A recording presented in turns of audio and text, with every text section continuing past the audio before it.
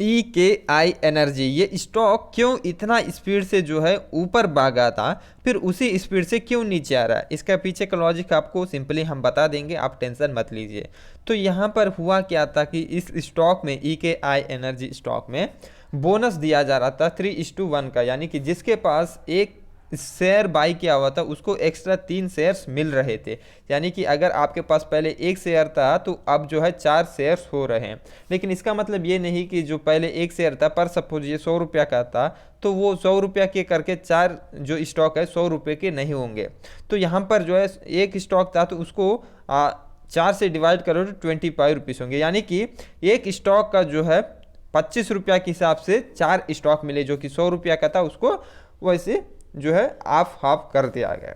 तो ऐसे में आप देखिए ये न्यूज़ जो है बहुत ही अच्छा न्यूज़ था, जिससे वॉलेटिलिटी बढ़ सकता था, लिक्विडिटी बढ़ेगा, जो जिसकी वजह से जो है यहाँ पर बहुत सारे लोग ये क्या हुए, बड़े बड़े करोड़पति लोग क्या कहते हैं, जो इधर बाई किए हुए थे, ठीक है। तो ये न्यूज़ आने की वजह से और ज़्यादा बाइंग बढ़ गया था। जैसे ही ज़्यादा बाइंग हुआ तो यहाँ पर प्राइस ऊपर भाग गया, वो भी नॉर्मल नहीं, 20% का अपर सर्किट लगाते हुए 2 दिन लगातार, 2 दिन जो है 20-20% का अपर सर्किट लगाते हुए ऊपर गया था।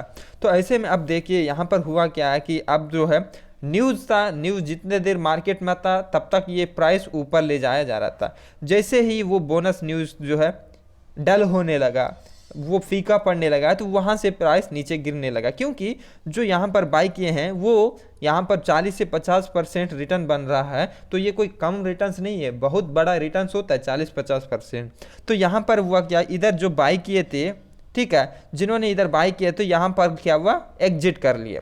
तो एग्जिट करते ही यहाँ से प्राइस नीचे आने लग गया। तो आप देखिए प्राइस ऊपर क्यों जाता है, डिमांड रहता है तो ऊपर जाता है, सप्लाई रहता है तो नीचे रहता है। अब डिमांड क्या होता है, जब कोई स्टॉक है, ठीक है, अब 100 रुपया में मिल रहा है, तब उस स्टॉक के बारे में आपको लगता है कि ये स्टॉक डेफिनेटली और 150 तक जा सकता है, तो आप क्या करोगे, ये 100 रुपया में कोई बेच नहीं रहा है तो आप 101 रुपया भी दे के आप खरीदना चाहोगे, यानी कि 100 रुपया का है लेकिन आप 101 में भी खरीदना चाहोगे। तो ये 100 रुपया का जो है वो आप जैसे ही 101 में खरीदना चाहोगे तो प्राइस जो है ऑटोमेटिकली 101 जाएगा, ठीक है, ये डिमांड हो रहा है। अगर ये 101 वाला है तो और इस किसी और को, तीसरे आदमी को लगता है ये प्राइस और ऊपर जा सकता है, तो वो क्या करेगा, 105 में खरीदने चाहेगा। ये 101 में प्राइस चल रहा है लेकिन वो 105 में खरीद रहा है, तो प्राइस ऑटोमेटिकली 105 जाता है, इसको बोलते हैं डिमांड। लेकिन अब सप्लाई क्या होता है देखिए, तो यहाँ पर 100 रुपया में ये खरीदा रखा है आपने, ठीक है,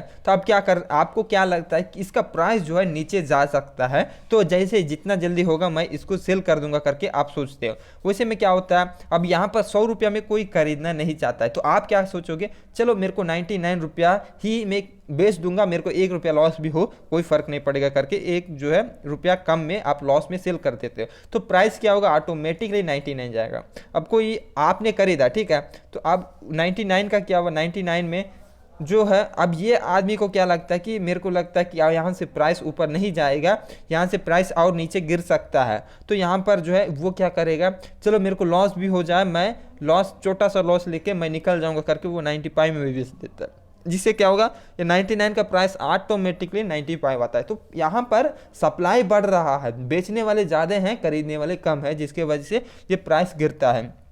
तो यहाँ पर यही हो रहा है। यहाँ डिमांड क्यों आया था, क्योंकि यहाँ पर न्यूज़, जब भी मार्केट में न्यूज़ आता है तो वो न्यूज़ जितना टाइम तक मार्केट में रहता है तब तक वो प्राइस ऊपर जाएगा, अगर अच्छा न्यूज़ है तो ऊपर जाएगा तब तक, लेकिन जैसे वो न्यूज़ पीका पड़ेगा, डल पड़ेगा, वहाँ से प्राइस एकदम से नीचे गिरना स्टार्ट होगा।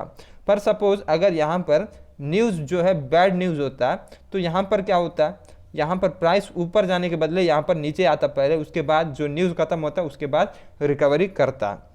सो यहाँ पर हो क्या रहा है, तो यहाँ पर आप देख सकते हैं कि लॉन्ग टर्म में आप देखिए ये ट्रेंड जो है नेगेटिव ट्रेंड है, पहले से आप देख सकते हैं कि नेगेटिव ट्रेंड है। तो जब नेगेटिव ट्रेंड में यहाँ पर एक गुड न्यूज़ आया तो यहाँ पर थोड़ा सा जंप देखने को मिला है, लेकिन वो न्यूज़ जैसे खत्म हुआ फिर नीचे आ रहा है। तो ओवरऑल इसका जो है नेगेटिव था, ट्रेंड जो है नेगेटिव ट्रेंड है, ठीक है। तो ट्रेंड जब नेगेटिव होता है तो ओवरऑल नेगेटिव ट्रेंड है, बट ये शॉर्ट टर्म के लिए थोड़ा रिकवरी हुआ, बट ये सस्टेन नहीं करेगा क्योंकि ये न्यूज़ बेस्ड था। सो ऐसे ही अब जब कोई इन्वेस्ट करना चाहते हो तो आप कभी भी इन्वेस्ट न्यूज़ बेस पे मत करना। अगर आप ट्रेडर हो तो आपको ट्रेडर क्या करता है, शॉर्ट टर्म में प्रॉफिट देखता है, 1-2 दिन में प्रॉफिट लेना चाहता है, तो उसके लिए न्यूज़ बेस्ड ट्रेडिंग सही है, लेकिन इन्वेस्टमेंट के लिए सही नहीं है। सो आई होप ये समझ गए होंगे कि इसका प्राइस क्यों नीचे आ रहा है। सो अगर आपको समझ आता है तो लाइक कीजिए और चैनल को सब्सक्राइब कर दीजिए। मिलते हैं अगले वीडियो में। Take care, bye bye.